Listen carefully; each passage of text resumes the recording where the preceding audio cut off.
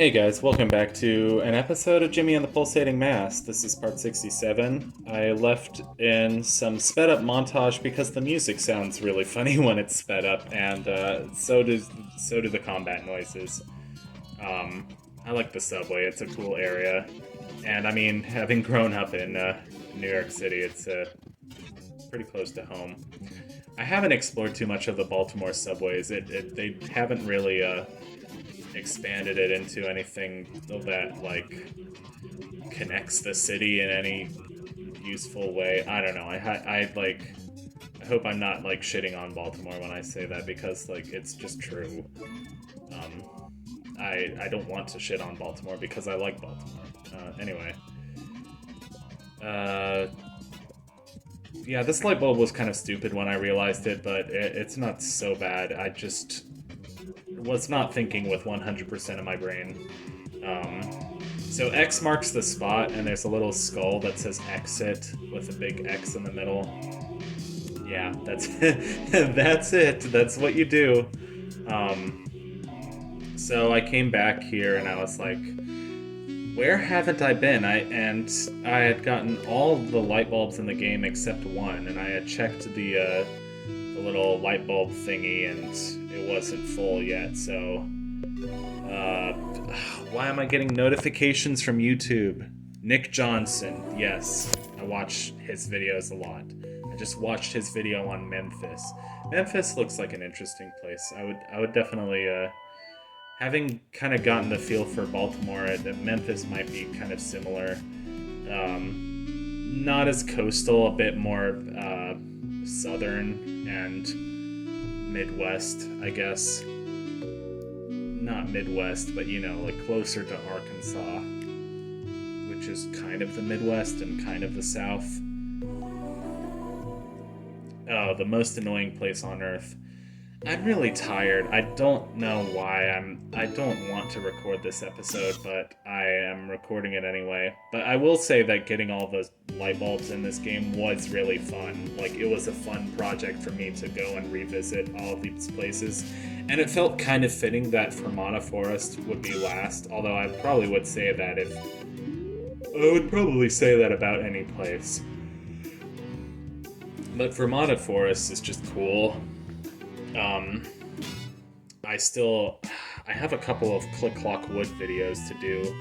I complained about like, oh, I didn't finish Click Clock Wood, and I missed 4 notes, and then after a little bit, I was like, fuck it. So I hope that wasn't immature of me. I could have like spent a little bit of extra time looking for the last 4 notes in Click Clock Wood. But anyway.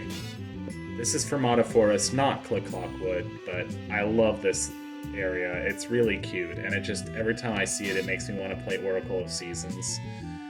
The Zelda game where you change the seasons. The Oracle games are still super underrated. Especially compared to, I don't know, other Game Boy games, other Zelda games. I think it's a cool mechanic, changing the seasons.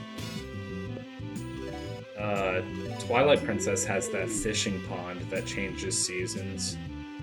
I remember when I had played that game, I had such a crush on this stupid, like, a girl who works at the fishing pond in Twilight Princess. Well, I was in high school when I played that, and I was like, oh man, I wish I had a girlfriend just like that girl in Twilight Princess. God, I was so stupid. But I mean, I wasn't getting any action in high school. Much less did I even know how to talk to girls, so, I had fantasies where I could. With who I could.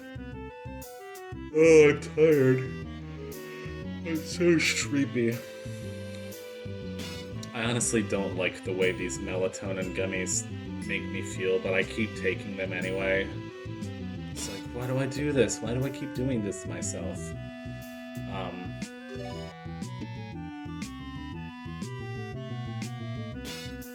Anyway, I like this level. I like this level a lot. I don't know what else to say about it, except that part of me is almost sad to be so close to being done with Jimmy and the Pulsating Mass. Like, it took a while, but it also feels like it took no time at all. I'm thinking about, the projects that I could do after finishing this, but I'm always thinking that, and it keeps me from enjoying, the thing that I'm doing in the present moment. But, that's why I'm so bad about leaving things kind of unfinished, because I'm always looking for, like, oh, what's the next thing that I could start? What's the next thing?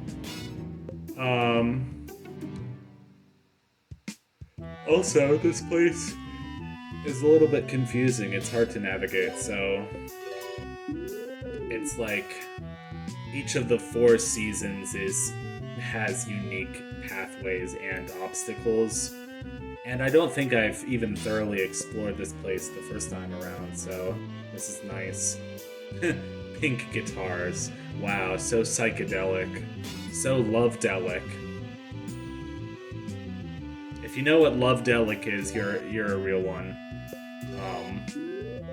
Speaking of games that I really, really, really, really want to play, oh my god, I think that might just be my new favorite game, is a certain game made by Love-delic, and some of the same people that worked on both Super Mario RPG and Chibi Robo, which makes a lot of sense.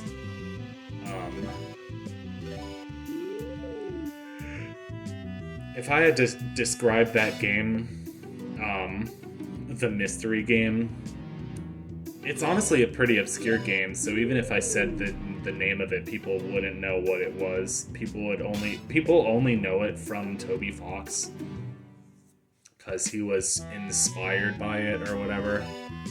I have this weird theory that Majora's Mask was actually inspired by it, because Majora's Mask has such an emphasis on helping people and doing side quests. The Bomber's Notebook. I like how you can walk around those candy canes, but still end up blocked by the trees anyway. Like, why did you make it so I can go down there? My friend and I are talking about making a game in either Game Maker or RPG Maker. And I need to spend some time with RPG Maker and actually figure it out. I mean, I'll never be able to make something as cool as this, but I'm just gonna... Right now, I only have RPG Maker 2003. I'm sure there's a lot you can do with that. My friend, let's just say is a bit more financially flexible, and he has the latest RPG Maker, which is MZ. I mean, it's RPG Maker, it's not anything, it's not fucking Unity or, an actual game dev software, but, like, you can still do stuff, like if you import your original artwork. That just takes time, though, and I'm not an artist, he is. I'm a musician and a sensitive person and someone who's lost in his head all the dang time. And that doesn't necessarily mean that I'll be a good game developer, but, I have a lot of passion for video games, as you can probably tell by this point, and I just want to see what happens. I got nothing to lose, really, except time. I'm losing time, I like how I can ram into that thing. That's pretty good. More of these, like, music caves. Anyway, here's the red-billed squawkers. What a ridiculous bird. Who's actually saying that? Them or us? Oh, they're so happy. And they're still ridiculous. That makes sense. Yeah, I'm kind of surprised that took me so long to find, but, Oh boy. So we get to do some, things after this. We get to do a certain, optional dungeon, so that should be exciting.